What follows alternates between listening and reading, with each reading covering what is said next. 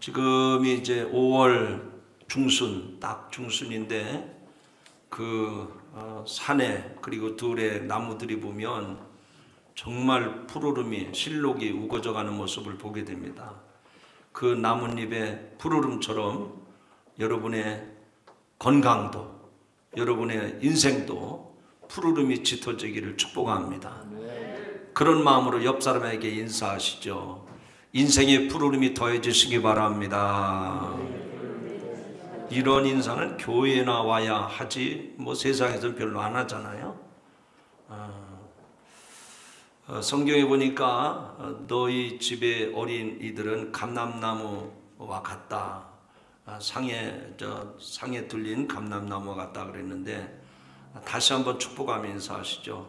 당신 가정에도 푸르름이 넘치시기를 바랍니다.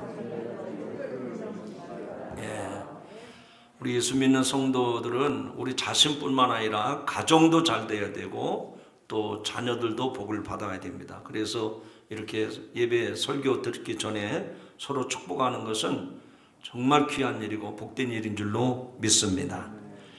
오늘 주어진 말씀을 가지고 하나님이 사람을 쓰시는 방법, 이런 제목으로 말씀을 드리려고 합니다. 한번 제목을 따라 합시다. 하나님이 사람을 쓰시는 방법. 정말 궁금합니다. 하나님이 어떻게 사람을 쓰실까? 스위스의 유명한 철학자 카를 힐티라고 하는 분은 이런 말을 했습니다. 인간 생의 최대의 날은 자기의 역사적 사명, 즉 하나님이 이 땅에서 자기를 어떤 목적으로 쓰시려고 하는지를 자각하는 날이다. 정말 학자다운 말을 했습니다. 하나님이 쓰시려고 하는 자리에 서 있는 사람, 그래서 그곳에서 묵묵히 그 일을 수행하는 사람, 이런 사람은 허투루 인생을 살지 않습니다. 아무렇게나 인생을 살아가지 않습니다. 또 자기가 하는 일이 대단한 일을 하지 않더라도 그런 것 때문에 기죽거나 비굴해지거나 초라해지지 않습니다. 작은 일에도 최선을 다합니다. 자기가 맡은 일에 최선을 다하는 사람, 어떤 일이든 자기 역할을 잘 감당하는 사람, 이런 사람은 정말 훌륭한 사람입니다. 그래서 저는 오늘 이 자리에 나와 예배드리는 여러분 한 분 한 분이 꼭 그렇게 하나님께 쓰임받는 성도들이 되기를 주님의 이름으로 축원합니다. 하나님이 사람을 쓰시는 이 방법에 대해서 우리들이 가지고 있던 그런 생각, 고정관념, 이거를 깨뜨려야 됩니다. 하나님은 우리의 예상을 뛰어넘어서 우리가 전혀 예상하지 못했던, 상상하지 못했던 그런 사람들을 택하시고 그런 사람들의 삶을 통해서 하나님은 놀라운 역사를 이루어 갔습니다. 오늘은 사도행전의 말씀인데, 사도행전에 보면 처음 초대교회에서 7명의 집사님들을 세웠습니다. 그 7분 한 분 한 분이 다 훌륭하신 분들이에요. 칭찬들을 만하고 많은 사람들에게 인정받는 그런 분들이었습니다. 근데 그 중에 스데반 집사님은 비중이 좀 다른 분이었습니다. 그 사람이 없으면 교회가 금방 무너질 것처럼 보이기도 했습니다. 반대로 유대교의 지도자들의 핍박을 보면 그런 상황에서 교회마저도 쉽게 살아남지 못할 것 같다, 이런 생각이 들기도 합니다. 하지만 하나님은 그런 어려운 시대에 하나님의 교회에 일꾼들을 세우셨습니다. 또 그런 사람들을 통해서 복음이 온 천하에 퍼지게 하셨습니다. 교회 역사 속에서 핍박자였던 사울과 순교자였던 이 스데반 집사님의 모습을 통해서 이 두 사람은 서로에게 대적자였는데 이 두 사람이 어떻게 하나님께 쓰임을 받는지 그 내용을 오늘 말씀을 통해서 살펴볼 수가 있다는 얘기입니다.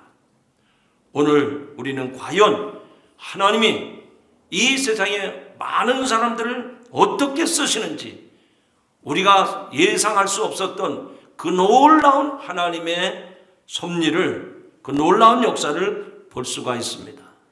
그러므로 오늘 이 말씀을 통해서 이 말씀은 스데반이나 사울에게 주어진 말씀이 아니라 오늘 나에게 주신 말씀이라 생각하시고 경청하시기를 주님의 이름으로 부탁합니다. 오늘 제가 설교하면서 이 앞부분에서는, 전반부에서는 사도행전 2장부터 7장까지의 내용을 전체를 요약을 해서 여러분에게 말씀을 드리고 결론적으로 하나님의 사람을 어떻게 쓰시는지를 말씀을 드리려고 합니다. 어느 곳에서든지 복음이 전파되는 곳에는 언제나 반대 그리고 핍박이 있었습니다. 더 나아가서는 피를 흘려야 하는 순교의 역사가 있음을 우리는 잘 알고 있습니다. 예수님 부활 승천하신 이후에 초대교회 성도들은 그야말로 오합지졸이었습니다. 예수님이 계시지 않기 때문에 자기들도 예수 믿는 것이 발각이 되면 붙잡혀서 감옥에 갔는지, 아니면 죽음을 당하게 될지 모르는 그런 두려움 속에서 숨어 있었습니다. 그런데 마가다락방에 모여서 간절히 기도하고 찬송할 때 주님이 약속하셨던 오순절 성령 강림의 체험을 한 후에 그들은 그 다락방에 숨어 있는 자들이 아니라, 피해서 도망가는 사람들이 아니라 전혀 다른 모습으로 변화되게 됩니다.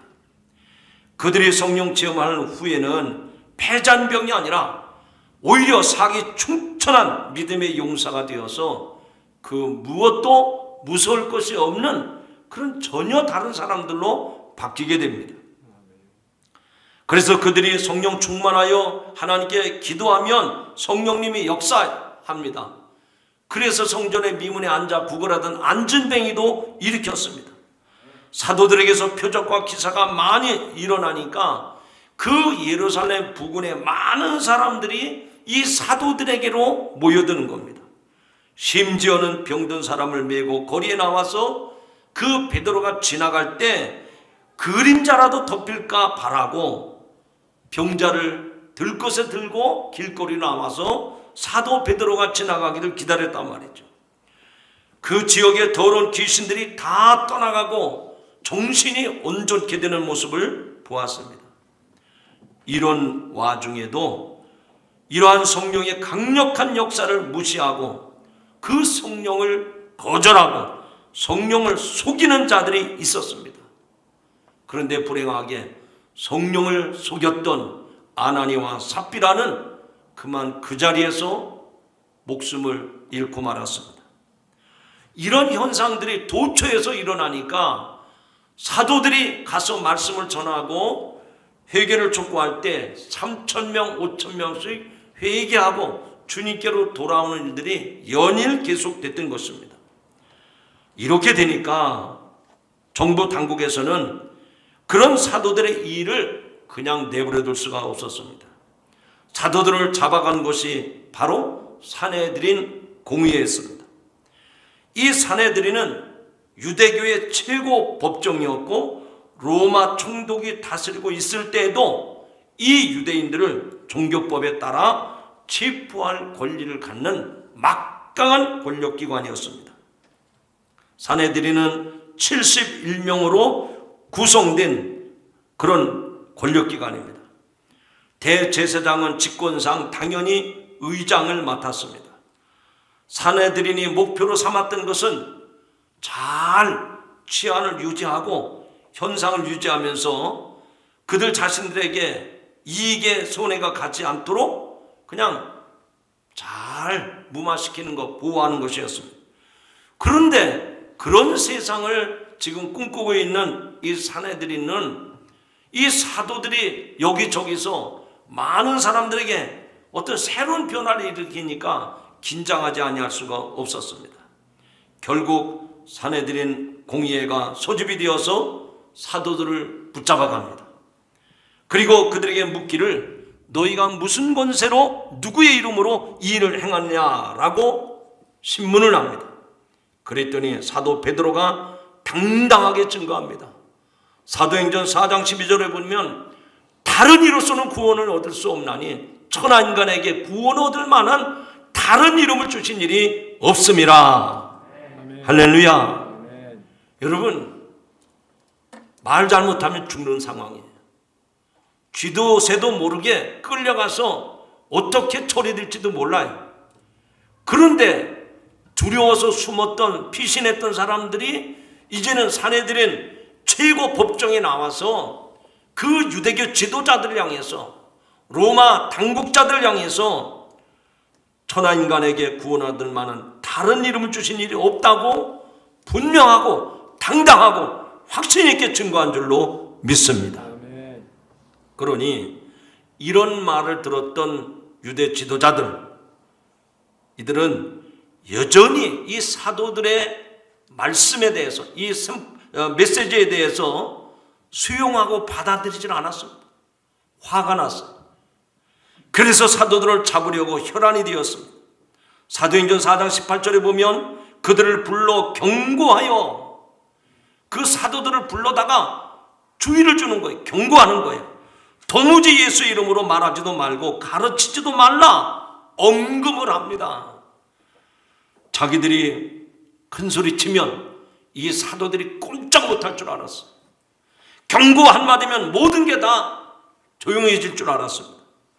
아무리 사도들이 기세가 등등해도 붙잡아 가둔다는데, 죽인다는데 자기들의 말 한마디로 모든 것이 다 잠잠해질 줄 알았단 말입니다. 유대교의 지도자들, 그리고 사내들의 공의원들, 심지어는 사울마저도 그런 확신을 가지고 있었습니다. 확신에 차 있다고 다 옳은 것은 아닙니다. 그들 나름대로 맡은 일에 아주 최선을 다했어요. 사내들인 종교 지도자들은, 사내들인 공의원들은, 사울마저도 아주 자기들의 맡은 그 일에 대해서 아주 충실했습니다. 그래서 지도자가 된 것이고 공의원이 된 것입니다. 그러나 자기들이 아무리 열심을 가지고 맡은 일에 최선을 다한다고 하더라도 그 일이 옳은 일이 아니라면 그들의 열심은, 그들의 충성은 의미가 없는 일이다 하는 얘기입니다. 오늘 이 말씀을 들으면서 여러분도 한번 뒤집어 보세요. 내가 지금 무엇에 열심을 내는가? 내가 무엇에 지금 최선을 다하고 있는가? 이것이 과연 하나님 보시기에 옳은 일인가? 그런 일이라면 여러분이 열정을 쏟아붓는다고 하더라도, 여러분이 그 일에 최선을 다한다고 하더라도 의미 없는 일이라는 겁니다. 사랑하는 성도 여러분, 여러분의 열정과 여러분들의 그 수고와 여러분들의 그 열심이 하나님이 기뻐하신 일이 되기를 주님의 이름으로 축원합니다. 이에 대한 핍박은 더욱더 가혹해졌습니다. 유대인의 통치기구인 이 사내들에 의해서 결의를 해서 합법적으로 압박을 가해옵니다. 그래서 결국은 사도행전 5장 18절에 보니까 그 사도들을 모조리 잡아다가 감옥에 가두었습니다. 표적과 기사로 많은 사람들을 치유한 사도들을 시기해서 공권력으로 그들을 잡아 감옥에 가두었습니다. 그들은 자신들의 가진 권력을 이용해서 제자들을 붙잡아 감옥에 가두었던 것입니다. 지금 그 막강한 공권력을 휘두르는 저들을 보면서 오늘도 우리들이 깨달아야 할 것이 있습니다. 언제나 우리는 자신의 본래의 모습을 늘 확인해야 됩니다. 점검을 해야 됩니다. 사내들인 지도자들은 자신들이 옳은 일을 하고 있다고, 자신들은 이게 당연한 일이라고 생각을 했을 겁니다. 도를 들었던 증인들도 마찬가지입니다. 그러나 그것은 자신들이 마땅히 취해야 하는, 마땅히 행해야 할 바람직한 모습은 아니었다는 얘기죠. 성도 여러분, 오늘 이 주일 예배에 나오셔서 말씀을 듣는 성도 여러분, 저와 여러분의 본래의 모습이 무엇인지를 한번 생각해 보시기 바랍니다. 인간의 본래의 모습, 우리 하나님의 거룩한 백성으로 부름받은 우리들의 본래의 모습에 내가 충실하고 있는지, 그 본질을 벗어난 그 어떤 열심도, 그 어떤 열정도 의미가 없다고 하는 사실을 기억하시기 바랍니다. 그날 밤에 주의 사자가 옥문을 열고 사도들을 감옥에서 이끌어냅니다. 그리고 사도행전 5장 20절에 보면 가서 성전에 서서 이 생명의 말씀을 다 백성에게 말하라 라고 천사가 지시를 합니다. 사도들은 그 새벽에 일어나서 성전으로 가서 복음을 전했습니다. 그들은 자신들이 사도들을 막을 수 있다고 생각했지만 복음을 막을 수는 없었습니다. 사도들은 공해의 위협에도 불구하고 복음 전하기를 멈추지 않았습니다. 새벽이든 낮이든 밤이든 주의 사자가 지시하는 대로 성전이든 밖이든 어디든지 가서 복음 전하는 일을 마다하지 않았다는 얘기입니다. 물론 또 붙잡히죠.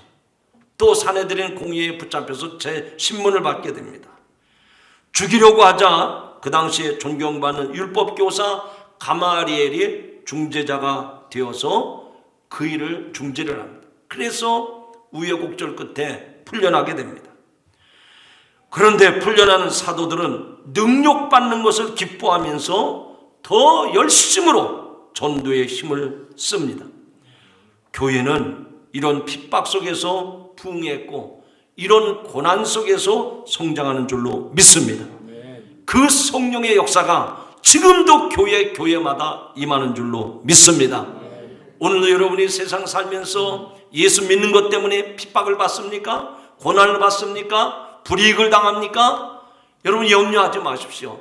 하나님은 그 고난당하는 사람들, 그 어려움을 당하는 사람들, 그 어려운 상황에 있는 성도들을 통해서 하나님의 나라가 확장되게 하고 복음이 온 세계 모든 만민에게 전파하게 되는 줄로 믿으시기를 바랍니다. 내가 할 수 없었어요. 내가 상상해 본 적도 없습니다. 그런데 내가 고난을 당할 때, 내가 핍박을 받을 때, 내가 불이익을 당할 때 하나님 나 같은 사람을 통해서도 복음이 증거되게 하는 줄로 믿으시기 바랍니다. 때로는 여러분이 눈으로 볼 수도 있겠지만 여러분이 느끼지도 못하는 순간에 어떤 과정을 통해서 그런 고난과 연단의 과정을 통해서 복음이 온전히 증거되게 되는 줄로 믿으시기 바랍니다. 저 이슬람 선교를 위해서 사역하시는 어느 선교사님의 사역 이야기입니다. 카이로에 온 지 1년 반이 지난 어느 날이었습니다. 팀원들과 함께 어느 시장에 가서 간다는 요기를 하고 돌아오는데 갑자기 큰 고함 소리가 들려옵니다. 무전기와 권총을 소지한 12명의 군인과 정복 경찰이 누군가를 뒤쫓는 듯 했습니다. 그런데 이게 웬일입니까? 그들이 뒤쫓는 사람은 바로 이 선교사님들이었습니다. 다부진 몸매의 정보부 요원들이 달려들어 한 사람씩 팔을 뒤로 꺾어서 붙잡아냅니다. 드디어 올 것이 왔구나. 얼마 전 다른 지역에서도 3명의 선교사님들이 정보부에 끌려가서 3개월 동안 감옥살이하고 추방이 되었기 때문입니다. 이 선교사님들은 각각 다른 차에 타서 조사를 받은 후에 가택 수색이 시작이 되었습니다. 경찰들은 옷과 책을 낱낱이 뒤졌습니다. 책을 일일이 넘기면서 빨간 줄로 표시해둔 내용을 선교사님들에게 이게 뭐냐고 물어보기까지 했습니다. 그런데 놀랍게도 책장에 버젓이 꽂혀있던 성경책 3권을 건너뛰고 이 경찰들이 다른 책을 집어들더라는 것입니다. 하나님이 그들의 눈을 가리셨던 것입니다. 4시간에 걸친 수색이 끝나자 다음날 국가정보부에 출두하라는 말을 남기고 여권을 압수해서 돌아갔습니다. 돌아간 후에 이 선교사님들은 하나님이 이 일을 하셨다고 고백을 합니다. 버젓이 이 경찰들이 책장에 꽂혀있는 성경책은 보지 못하고 다른 책만 꺼냈다 다시 꼽으면서 돌아간 것은 하나님이 하신 일이라고 고백을 합니다. 성도 여러분, 지금도 하나님은 당신의 방법으로 역사를 이루어 가시는 줄로 믿으시기 바랍니다. 초대교회 지금 순교와 핍박과 어려움이 가중되고 있습니다. 그런데 그 어려운 때에 7 집사님을 세우게 됩니다. 성경에 보니까 믿음과 성령이 충만한 사람을 교회의 일꾼으로 세웠다고 했습니다.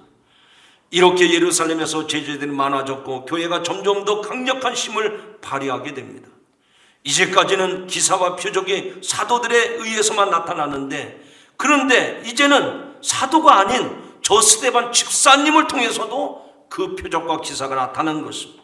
성령님이 주도하시는 역사가 신실한 성도들을 통해서도 더 크게, 더 왕성하게 일어났던 것입니다. 유대인들은 예수님에게도 그랬듯이 그 스데반 집사에게 위협을 가하면서 방해를 하고 나섰습니다. 그들이 스데반과의 논쟁을 벌이지만 그들이 절대로 스데반을 이기지 못했습니다. 예상과는 달리 스데반을 굴복시키지 못한 유대인들은 분노를 합니다. 그래서 수단 방법 가리지 아니하고 스데반을 굴복시키기로 작정을 합니다. 정당한 방법이 통하지 않으니까 부당한 방법을 동원한 것입니다. 그래서 사람들을 돈으로 매수해서 거짓 증인을 세워가지고 이 스데반 집사를 신성모독죄로 고소를 합니다. 그리고 백성과 장로와 서기관들을 충동해서 그 스데반을 체포하고 고소하는 일에 동참하게 만듭니다. 악의 특징은요, 이렇게 모든 편법, 모든 불법, 심지어는 돈을 들여서까지라도 사람을 매수해서 자기들의 일을 성취시키려고 합니다. 그래서 이 지도자들도, 유대 지도자들도 이 스데반 집사를 완전히 제거하기 위해서 더 많은 사람들을 포섭을 합니다. 사람의 숫자를, 세력을 키우면 자기들이 승리할 것이라고 생각을 했던 것입니다. 그러나 스데반 집사는 그들의 죄악성을 폭로하게 이르릅니다. 사내들인 지도자들은 그 스데반 집사의 말을 듣고 이런 반응을 보입니다. 오늘 54절에 보면 이 말을 듣고 마음에 찔려 그를 향하여 이를 갈았다라고 표현했습니다.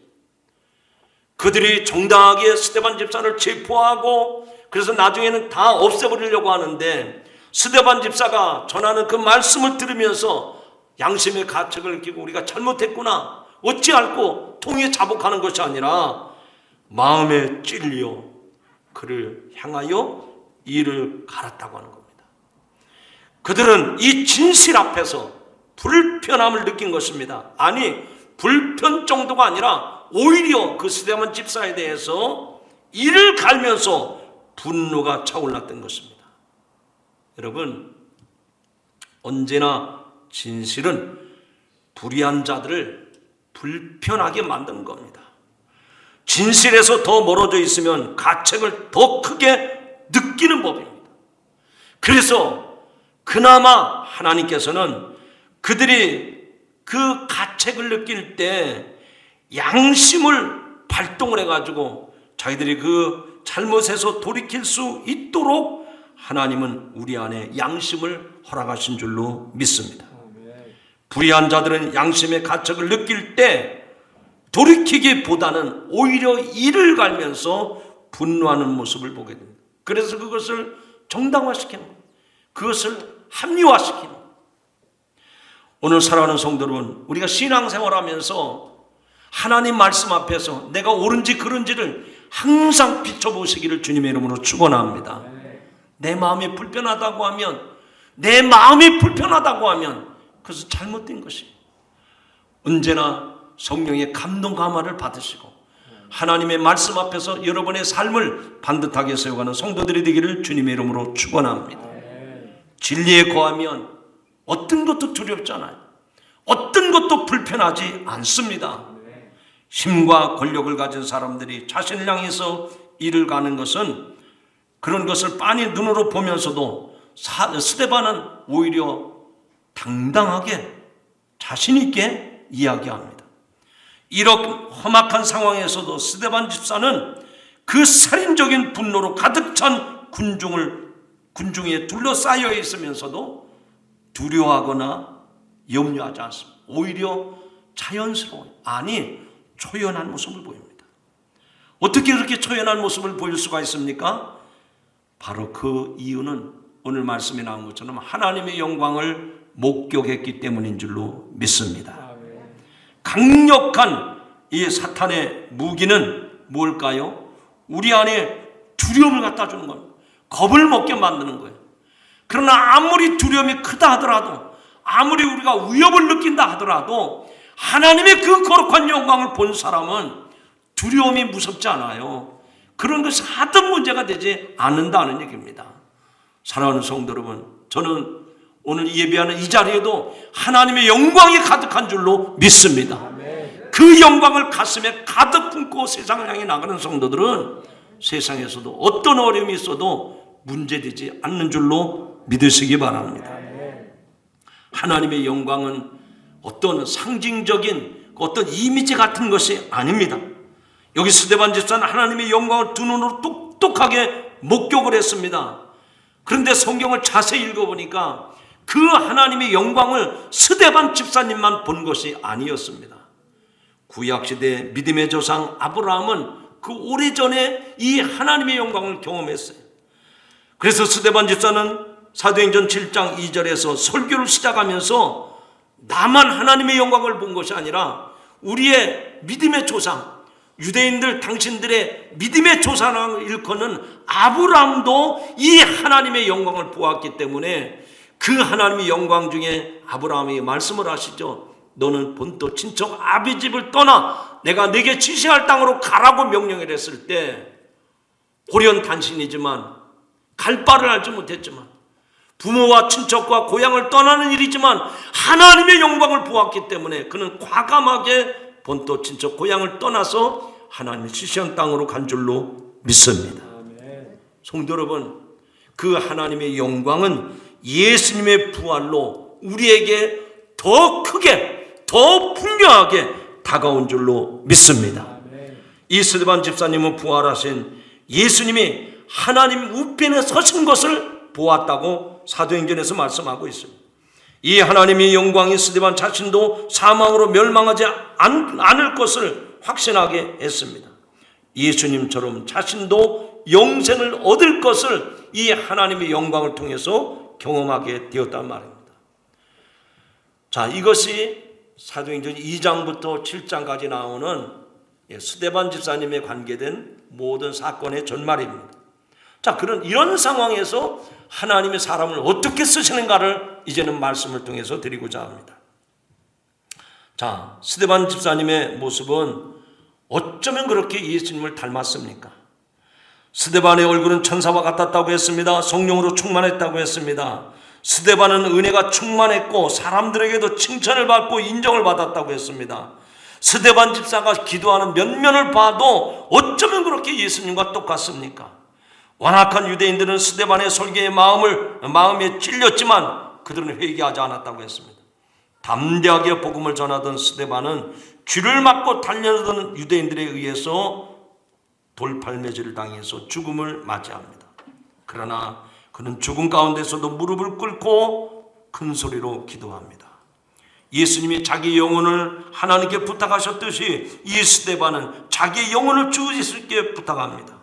예수님이 십자가에서 자신을 못 받는 사람들의 죄를 용서해달라고 기도하셨듯이 이 스데반도 자신을 돌로 치는 사람들의 죄를 용서해달라고 기도합니다. 예수님이 시기와 모략 때문에 죽임을 당했듯이 스데반 역시 죄 없이 죽임을 당합니다. 스데반을 예수님을 닮은 기도로 인생을 마무리합니다. 스데반은 살아있을 때도 예수님의 모습으로 살았고 죽을 때에도 예수님의 모습을 간직하며 숨을 거둡니다. 사람들은 이 스데반 집사에 대해서 저렇게 무참히 죽어야 되는구나, 저렇게 열심히 했던 사람이 저게 무슨 꼴이야, 그러면서 안타까워했을지도 모릅니다. 그러나 스데반 집사의 죽음은 끝이 아니었습니다. 스데반은 인생 패배자나 실패자가 아니었습니다. 스데반은 어찌 보면 권력기관에 의해서 형집행을 당한, 즉 사형을 당한 것이라고도 볼 수 있습니다. 그러나 죄가 없었던 그의 죽음은 형집행으로 끝난 것이 아니었습니다. 그의 사역은 실패가 아니었습니다. 오히려 그의 순교로 말미암아 더 큰 반향을 일으켰습니다. 하나님의 눈에 스데반은 영원한 승리자인 줄로 믿습니다.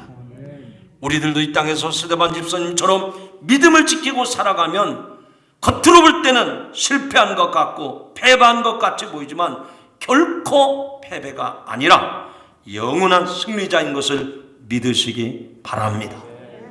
우리는 눈에 보이는 대로 생각하고 판단하고 그렇게 결정을 내릴 수 있어요. 예수 믿어도 여전히 가난하고 예수 믿어도 확 달라지는 것도 없고 오히려 힘이 더 들고 어려움 당하고 손해를 많이 봐야 되고, 여러분 그게 전부가 아닌 것을 기억하시기 바랍니다. 스데반 집사가 돌팔매 당해서 죽었지만 그 죽음으로 끝난 것이 아니라고 말씀드렸지 않습니까?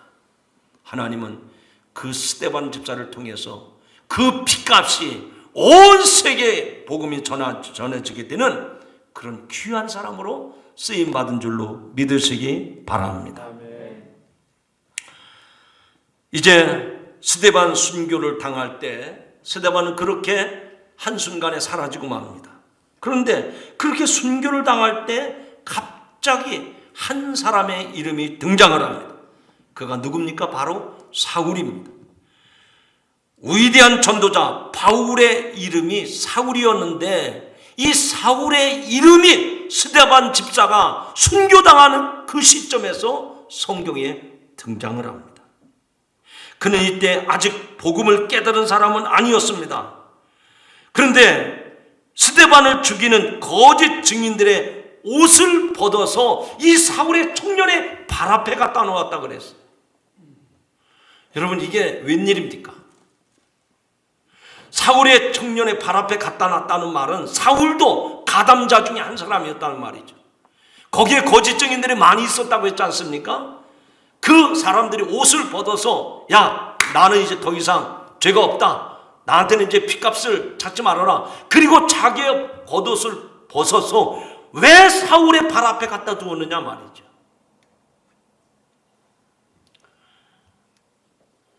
그것은 사울이 스데반의 죽임을 당함을 마땅히 여겼다고 하는 것을 기록으로 남겨놓은 것입니다.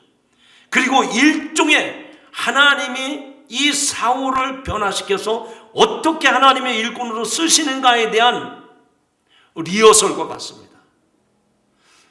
기찻길 보면 기차가 다니는 길 말고 또 옆에 다른 기찻길이 있죠. 복선이라고 합니다.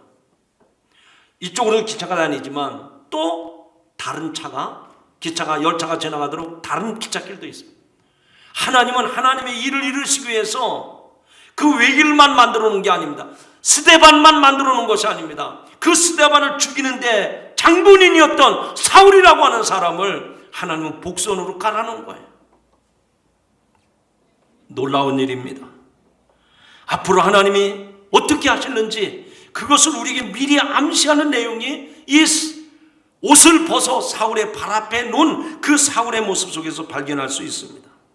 신실하신 하나님은 신실한 일꾼 스데반 집사를 데리고 가시면서 전혀 예상하지 못했던 사람을 어떻게 쓰시는지를 우리에게 암시하는 내용입니다. 스데반을 죽였던 장본인 사울을 바울로 들어서 쓰시고자 하는 모습을 엿볼 수 있다는 얘기입니다. 스데반을 핍박하고 죽이는 무리 편에 서 있는 한 사람, 그 악명 높은 사울을 하나님의 가장 귀한 일꾼으로 만들어 쓰시는 일을 누가 상상이나 했겠습니까? 하지만 하나님은 그 놀라운 일을 이루십니다. 스데반이 사라져서 생기는 그 공백이 있지 않겠습니까?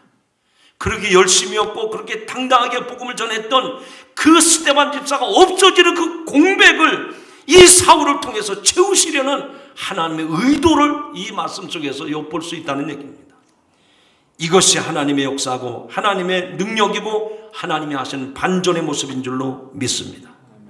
우리는 하나님의 지혜와 경륜을 다 이해할 수가 없습니다. 그래서 하나님이 하신 일에 대해서 낙심하기도 하고 때로는 탄식하기도 합니다. 우리는 종종 내가 아니면 안 된다고 혹은 꼭 저 사람이어야 한다고 고집을 부릴 때가 있습니다. 주장할 때도 있습니다. 하지만 사울의 등장하는 모습을 보면서 하나님이 쓰시지 못할 사람은 없구나 하는 것을 깨닫게 됩니다. 우리 생각에는 스데반이 사라지면 하나님의 나라가 쇠할 것 같고 복음 전파가 주춤해질 것이라고 여겼지만 실상은 그렇지 않았습니다. 하나님은 오히려 사울을 통해서 더 빨리, 더 많이, 그리고 심지어는 땅끝까지 저 로마가 복음화되는 일에 하나님 그 사울을 바꿔서 바울로 변화시켜서 쓰시게 하는 줄로 믿으시기 바랍니다. 결론입니다. 하나님에게는 어느 누구도 예외가 없다는 사실을 믿으시기 바랍니다. 스데반 집사도 쓰셨지만 그를 죽이는 이 장본이었던 사울까지도 변화시켜서 그를 복음 전도에 아주 중요한 초석으로 삼으셨던 것을 보게 됩니다. 성도 여러분, 오늘 우리들은 이 말씀을 통해서 우리 스스로 결론을 내려야 될 게 있어요. 오늘 이 말씀을 들으면서 여러분들은 어떤 생각을 가지셨습니까? 예수 믿으면 손해봐야 된다. 예수 믿으면 억울한 일을 당해야 된다. 심지어는 생명의 위협을 느껴야 된다. 그래서 요리조리 피할 길을 피하고 그냥 적당하게, 그런 모습은 주님이 기뻐하시는 모습이 아닙니다. 이제는 우리의 생각이 앞서서는 안 됩니다. 하나님은 내가 무슨 일을 하든지, 내가 직장이나 가정이나 교회에서 어떤 책임을 주어졌든지 내가 맡은 일에 최선을 다할 때 나를 통해서 하나님의 나라가 확장되게 하시는 줄로 믿으시기 바랍니다. 스데반 쓰신 하나님, 그 핍박자였던 사울을 들어서 바울로 변화시켜서 복음의 역사를 이루게 하신 하나님, 하나님에게는 누구도 예외가 없다는 사실입니다. 어느 누구든지 들어서 쓰심을 믿으시기 바랍니다. 나이 불문입니다. 성별 불문입니다. 학벌 불문입니다. 가지고 있는 것 없는 것 불문입니다. 여러분, 하나님 나라에는 실업자가 없다는 말을 기억하시기 바랍니다. 지금 우리 사회가 실업자 대량 생산해가지고 이것 때문에 정부가 아주 심각해지고 있습니다. 그러나 하나님 나라에는 실업자가 없어요. 누구도 예외가 없습니다. 하나님은 얼마든지 아무리 못난 사람이라도, 아무리 극악무도한 사람이라도 변화시켜서 하나님 나라의 일꾼으로 쓰심을 믿으시기 바랍니다. 무엇 때문에 힘들어하십니까? 무엇 때문에 어려워하십니까? 무엇 때문에 믿음이 점점 쇠퇴하고 있습니까? 하나님은 내 나이와 상관없이, 내 지식과 상관없이, 내가 가지고 있는 것 없는 것 그것 따져 묻지 아니하시고 얼마든지 우리가 우리가 당한 그 상황에서 얼마든지 하나님은 당신의 도구로 우리를 쓰시는 줄로 믿으시기 바랍니다. 그래서 오늘 이 말씀을 듣고 여러분 용기를 가지세요. 하나님 나도 쓰시는구나. 하나님 나도 쓰시는구나. 하나님의 손에 붙잡혀 귀하게 나를 쓰시는구나. 이런 믿음의 확신을 가지고 이 세상에서 승리하는 성도들이 되기를 주님의 이름으로 축원합니다. 기도하십니다. 하나님 아버지, 오늘 말씀을 통해서 하나님이 사람을 쓰시는 방법을 깨닫게 하시니 감사합니다. 오늘 우리들을 이 세상에 보내신 하나님, 우리들이 세상과 하나님 나라에 귀하게 쓰임받기를 원합니다. 우리는 부족하고 연약하지만 그러나 하나님은 얼마든지 들어 쓰시는 줄로 믿습니다. 우리 모두를 주님의 손에 붙잡혀 쓰임받는 선한 일꾼들이 되게 하여 주옵소서. 예수님의 이름으로 감사하며 기도하옵나이다. 아멘.